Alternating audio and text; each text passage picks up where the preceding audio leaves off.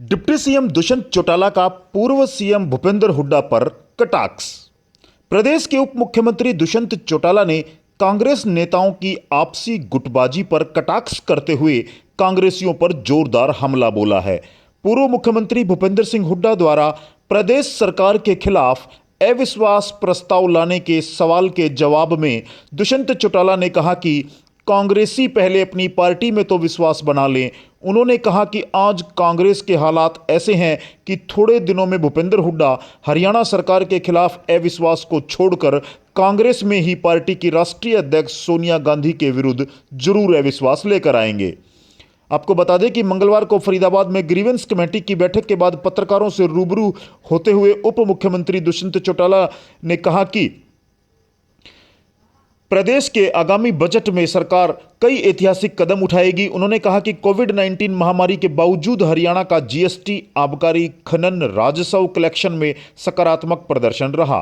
उन्होंने कहा कि वैश्विक कोरोना महामारी के कारण राज्य के कई महत्वपूर्ण प्रोजेक्ट्स पर असर रहा, जिन्हें अब आगामी वित्त वर्ष में टेकअप किया जाएगा।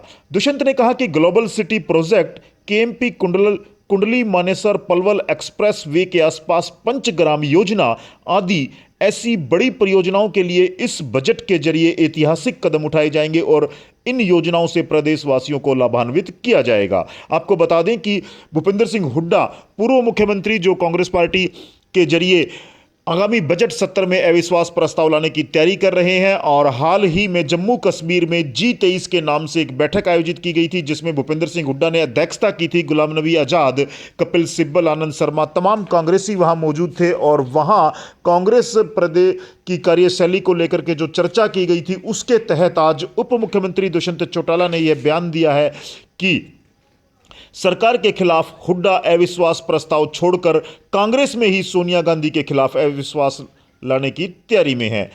कांग्रेसी पहले अपनी पार्टी में तो विश्वास बना लें, बाद में अविश्वास प्रस्ताव लेकर के आए, ऐसा कहा है उप मुख्यमंत्री दुष्यंत चौटाला ने।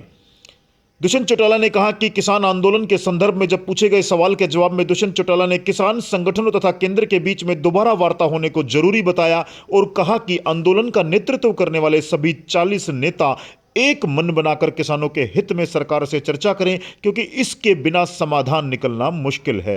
दुष्यंत चौटाला ने कहा कि आंदोलनरत किसान संगठनों से अपील करते हुए यह भी कहा कि किसान नेता किसान हित में आगे आकर केंद्र से चर्चा करें, क्योंकि आज किसानी को मजबूत करने का समय है। दुष्यंत चौटाला ने कहा कि प्रधानमंत्री नरेंद्र मोदी बार बार कह रहे हैं कि कोई चीज परफेक्ट नहीं होती है और समय अनुसार बदलाव लाना जरूरी है। चौटाला ने उदाहरण के तौर पर बताया कि जीएसटी कानून में भी 200 से ज्यादा संशोधन हुए।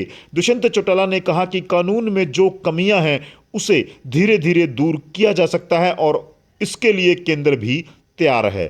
उन्होंने कहा कि नए कृषि कानूनों को लेकर हमने भी पार्टी सत्र और सरकार का हिस्सा होने के नाते केंद्र सरकार को अपने सुझाव दिए थे और जिसे केंद्र ने भी माना है। आगामी रबी फसल की खरीद व उसकी भुगतान प्रक्रिया के बारे में डिप्टी सीएम ने कहा कि हरियाणा में पहली बार सरकार 6 फसलों की एमएसपी पर खरीद कर रही है, जिनमें गेहूं, सरसों, जौ, दाल, सूरजमुखी व चना शामिल है। उन्होंने कहा कि इसी माह सरसों और अप्रैल महीने में गेहूं फसल की खरीद शुरू हो जाएगी। दुष्यंत चौटाला ने कहा कि किसानों की फसल खरीद के बाद उसकी भुगतान प्रक्रिया को भी बेहतर बनाया गया है। उन्होंने कहा कि जैसे ही आढ़ती द्वारा किसानों का जे फार्म कटेगा, उसके 48 घंटे में किसानों की फसल की अदायगी सीधा उनके खाते में कर दी जाएगी।